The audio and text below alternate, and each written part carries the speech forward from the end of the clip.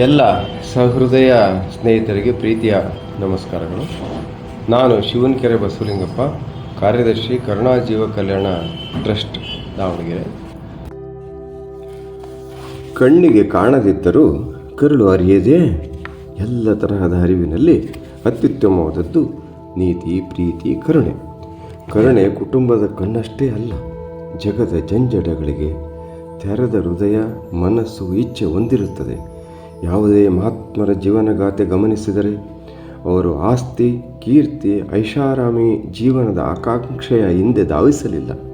ಕೇವಲ ಜನ ಕಲ್ಯಾಣ, ಜೀವ ಕಲ್ಯಾಣ, ಜಗ ಕಲ್ಯಾಣಕ್ಕಷ್ಟೇ ಅವರ ಕಾತುರತೆ ಇತ್ತು. ನಮ್ಮ 100 ವರ್ಷದ ಆನಂದದ ಜೀವನದಲ್ಲಿ 4 ಸಂಬಂಧಗಳಿವೆ. ನಾಳಿನ ಬಾಳು ನೆಮ್ಮದಿ, ಶಾಂತಿ, ಸಾರ್ಥಕ್ಯದ್ದು ಆಗಬೇಕು. ಆಗಿರಲಿಲ್ಲವಾದರೆ ಕೇಡು, ಸಂಕಟ, ದುಃಖ ತಪ್ಪಿದ್ದಲ್ಲ. ಕೆಳಗಿನ 4 ಸಂಬಂಧಗಳಲ್ಲಿ ನೀತಿ, ಪ್ರೀತಿ, ಸಮತೆ, ಮಮತೆ, ಹಂಚಿ ತಿನ್ನುವ ಗುಣ, ನಾನಲ್ಲ ನಾವು, ನಾನಲ್ಲ ನೀನು, ನೀವು ಮೊದಲು ಎಂದು ಹೃದಯದಿಂದ ಕೊಡುವ ಪ್ರಾಧಾನ್ಯತೆ ಬಹುಮುಖ್ಯ. ಜೀವನದ ಅತ್ಯಗತ್ಯ 4 ಸಂಬಂಧಗಳು: ಪ್ರಕೃತಿಯೊಡನೆ ಪರಮಾಪ್ತ ಸಂಬಂಧ, ಜೀವಜಾಲದೊಡನೆ ಸಂಬಂಧ, ಮನುಷ್ಯರೊಡನೆ ಸಂಬಂಧ, ಗಂಡು ಹೆಣ್ಣಿನ ನಡುವೆ ಸಂಬಂಧ. ಪ್ರಕೃತಿಯೊಡನೆ ಪರಮಾಪ್ತ ಸಂಬಂಧ ಇದು ತಾಯಿ ಮಗುವಿನ ಒಕ್ಕಳು ಬಳಿಯ ಸಂಬಂಧದಂತೆ. ಭೂತಾಯಿ, ನೀರು, ಗಾಳಿ, ಸೂರ್ಯ ಶಕ್ತಿಗಳೊಡನೆ ಇರಬೇಕಾದ ಸಂಬಂಧ. ಸರಿಸುಮಾರು 200-300 ವರ್ಷಗಳಿಂದ ಪ್ರಕೃತಿಯಿಂದ ಬೇರ್ಪಟ್ಟ ಮನುಷ್ಯ ತಾಯಿಯ ಮೇಲೆಯೇ ಅಹಂ, ಝಂಕಾರ, ಠೇಂಕಾರ ಪ್ರಾರಂಭಿಸಿದ. ಮನುಷ್ಯ ವಿಜ್ಞಾನ ತಂತ್ರಜ್ಞಾನದ ಮೂಲಕ ನಿನ್ನನ್ನು ಗೆಲ್ಲುತ್ತೇನೆ ಎಂದು ಪೂತನಿಯಂತೆ ವಿಷವಿಡುತ್ತಾ ತಾಯ ಕೊಲ್ಲುವ ರಾಕ್ಷಸ ಪುತ್ರನಾಗಿ ನಮ್ಮನ್ನು, ನಮ್ಮ ಆರೋಗ್ಯ, ಶಾಂತಿ, ನೆಮ್ಮದಿಯನ್ನು ಹಾನಿ ಮಾಡಿಕೊಂಡು ಸಹಜೀವಿಗಳನ್ನು ಕೊಲ್ಲುವ ಪೂತನಿ ಭಸ್ಮಾಸುರರಾಗಿದ್ದೇವೆ ನಾವೆಲ್ಲ.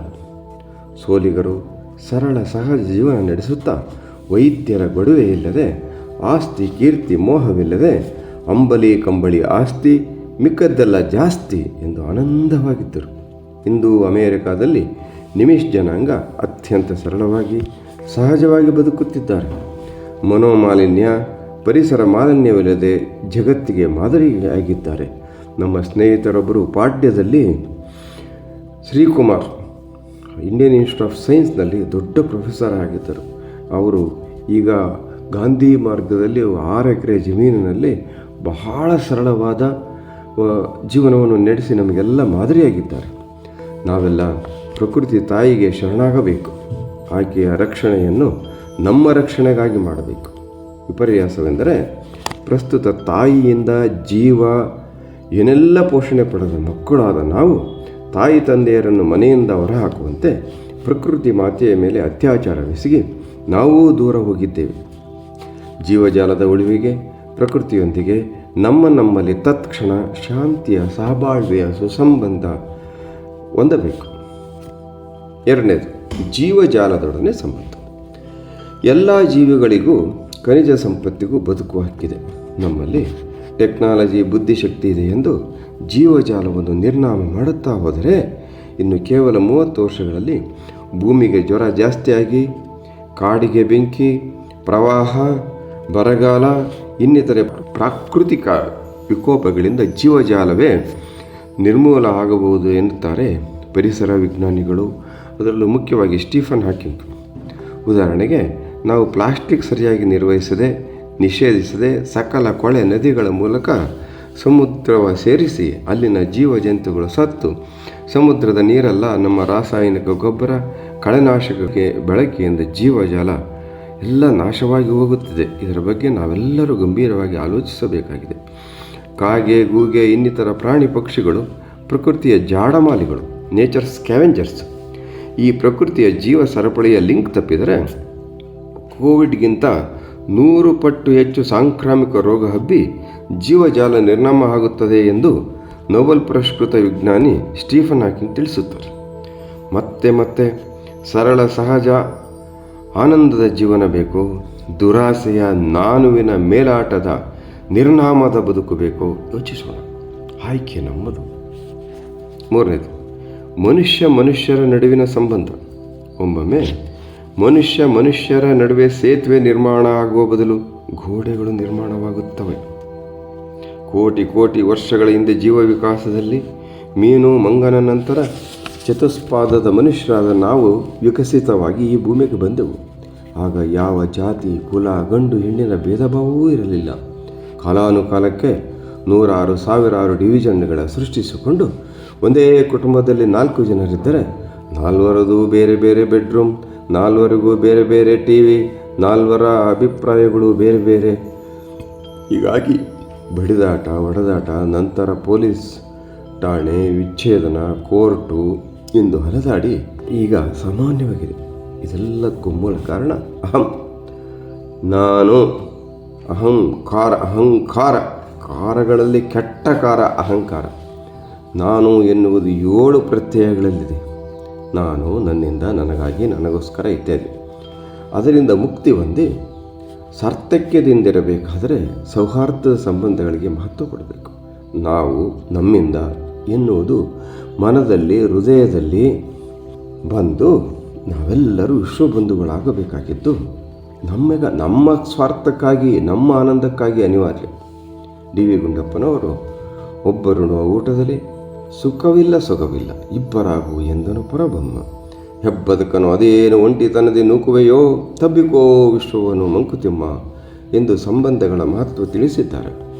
ಮನೆಯೆಲ್ಲ ನೆಂಟರು, ಕೇರಿಯೆಲ್ಲ ಬಳಗ, ಊರೆಲ್ಲ ಬಂದು ಯಾರನ್ನು ದೂರಲಿ ಎನ್ನುವ ಸರ್ವಜ್ಞನ ಮನೋಭಾವ ನಮ್ಮ ಮಾನಸಿಕ ದೈಹಿಕ ಆರೋಗ್ಯ ನೆಮ್ಮದಿಗೆ ಅತ್ಯವಶ್ಯಕ. ಇನ್ನು 4ನೇದು ಗಂಡು ಹೆಣ್ಣಿನ ಸಂಬಂಧ. ಗಂಡು ಹೆಣ್ಣಿನ ದೇಹ ರಚನೆಯಲ್ಲಿ 3 ಭಾಗಗಳು ಮಾತ್ರ ವ್ಯತ್ಯಾಸಗಳಿವೆ. ಮನೋಭಾವದಲ್ಲಿ ಕೆಲವು ವ್ಯತ್ಯಾಸ ಬಿಟ್ಟರೆ ಕಾಮ, ಕ್ರೋಧ, ಮದ, ದುರಾಸೆ, ಒಳ್ಳೆಯದು ಕೆಟ್ಟದ್ದು ಇಬ್ಬರಲ್ಲೂ ಇವೆ. ಯಾರೂ ಹೆಚ್ಚಲ್ಲ, ಕಡಿಮೆಯಲ್ಲ, ಸಮಾನರು. ಸ್ವಾಮಿ ವಿವೇಕಾನಂದರು ಹೆಣ್ಣು ಗಂಡು ಪಕ್ಷಿಯ 2 ರೆಕ್ಕೆಗಳಿದ್ದಂತೆ. ಬಾಳಿನ ಆನಂದದ ಹಾರಾಟಕ್ಕೆ 2 ರೆಕ್ಕೆಗಳು ಸಬಲ ಆಗಬೇಕು ಎಂದಿದ್ದಾರೆ. ಆದುದರಿಂದ ಬಹು ಹಿಂದೆಯೇ ಹೆಣ್ಣಿನ ನಾಯಕತ್ವವೇ ಕುಟುಂಬಗಳಲ್ಲಿದ್ದು ನಂತರ ಗಂಡಾಳಿಕೆ ಪ್ರಾರಂಭವಾಯಿತು. ನಂತರ ಹೆಣ್ಣಿನ ಶೋಷಣೆ, ಭ್ರೂಣ ಹತ್ಯೆ, ಕಿರುಕುಳ, ಅಸಮತೆ, ದೌರ್ಜನ್ಯ ಹೆಚ್ಚುತ್ತಲಿವೆ.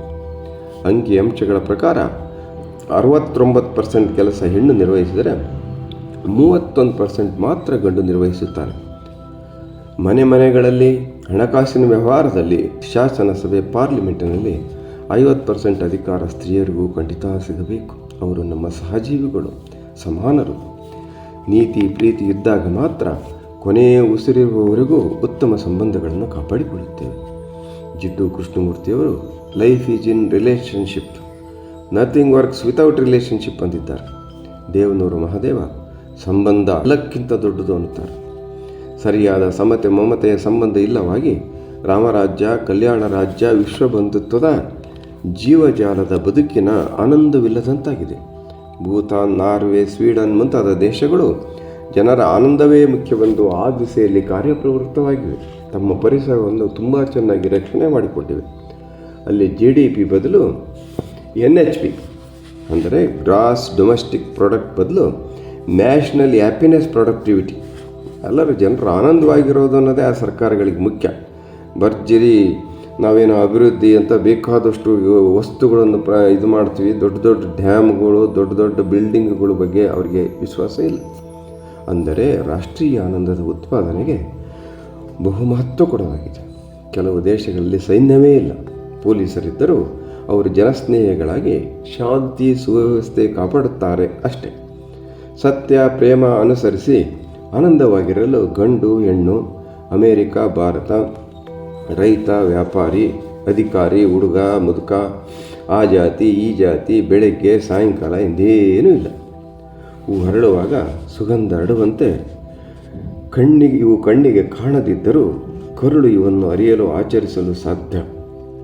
ಒಂದು ಹೆಣ್ಣು ಕೀರ್ತಿ ಬಿಡದೆ ಚೆನ್ನಾಗಿ ಮಂಡೆಯ ಬೋಳಿಸಿಕೊಂಡು ಆಡಿದ ವಚನಗಳೇ ಹಾಡಿಕೊಂಡು ಮುಂದೆ ಪರವಸ್ತುವ ಸಾಧಿಸಿಕೊಳ್ಳಲರಿಯದೆ ಹಸಿದರೆ ತಿರಿದುಂಡು ಮಾತಿನ ಮಾಲೆಯ ಕಲಿತಾತ ವಿರಕ್ತನೆಂಬ ನಾಮಕ ಅರ್ಹನಲ್ಲದೆ ಸಂಧಾನಕ್ಕರ್ಹನಲ್ಲ. ಘನಲಿಂಗಿಯ ಮೋಹದ ಚನ್ನಮಲ್ಲಿಕಾರ್ಜುನ ಎಂದು ಶರಣ ಘನಲಿಂಗ ದೇವರು ತಮ್ಮದೊಂದು ವಚನದಲ್ಲಿ ಹೇಳಿದ್ದಾರೆ. ನಿಜವಾದ ಸಾಧಕ ಹೊನ್ನು ಹೆಣ್ಣು ಮಣ್ಣು ಮತ್ತು ಕೀರ್ತಿಯ ಬಿಡದೆ ಬರೀ ಮಾತನಾಡಿದರೆ ಆತ ವಿರಕ್ತನೇ ಹೊರತು ಘನಲಿಂಗಿಯಲ್ಲ ಎನ್ನುತ್ತಾರೆ ಘನಲಿಂಗ ದೇವರು. ನಮಗೆ ಯಾವುದು ಕಾರ್ಯ ಅಕಾರ್ಯ, ಯಾವುದು ಮಾಡಬೇಕು ಯಾವುದು ಮಾಡಲೇಬಾರದು ಎಂಬ ಅರಿವಿರಬೇಕು. ಮೊಮ್ಮಗ 70 ವರ್ಷದ ಅಜ್ಜನಿಗೆ ಬೀಡಿ ಸೇದಬೇಡ ಕೆಮ್ಮುತ್ತೀಯ ಎಂದು ಹೇಳಿದರೆ ಅದನ್ನು ಪ್ರೀತಿಯಿಂದ ಸ್ವೀಕರಿಸಬೇಕು. ಬದಲಿಗೆ ತರ್ಕಕ್ಕೆ ಬಿದ್ದು ಎಲ್ಲರೂ ಸೇರ್ತಾರೆ, ಅಮೇರಿಕದವರು ಸೇರ್ತಾರೆ, ಡಾಕ್ಟರ್ ಸೇರ್ತಾರೆ, ಶ್ರೀಮಂತರು ಸೇರ್ತಾರೆ, ಬೀಡಿ ನಿರ್ಮಾಣ ಯಾಕೆ ನಿಲ್ಲಿಸಬಾರ್ದು ಎಂದು ಕುತರ್ಕದ ವಾದಗಳನ್ನು ಮಂಡಿಸಿದರೆ ಅನೀತಿಯಿಂದ ಜಗತ್ತೇ ಹಾಳಾಗುತ್ತದೆ. ಹಾಗಾಗಿ ಬಾಳನ್ನು ಬೀಳು ಮಾಡಿಕೊಳ್ಳಬಾರದು. ಈ ಬದುಕಿರುವುದು ಬಾಳಲು, ಬದುಕಲು, ಬಳಲಲು ಅಲ್ಲ, ಬಾಳಲು, ಸಂಕಟ ಪಡಲು ಅಲ್ಲ, ಸಂಭ್ರಮಿಸಲು, ಸಾರ್ಥಕವಾದ ಜೀವನ ನಡೆಸಲು, ವ್ಯಥೆಯ ದುಃಖದ ಜೀವನ ನಡೆಸಲು ಅಲ್ಲ. ಇದೆಲ್ಲ ಆಯ್ಕೆ ನಮ್ಮಲ್ಲಿಯೇ ಇದೆ. ಯೋಚಿಸಿ ಶರಣಾರ್ಥಿ ಬಂಧುಗಳೇ.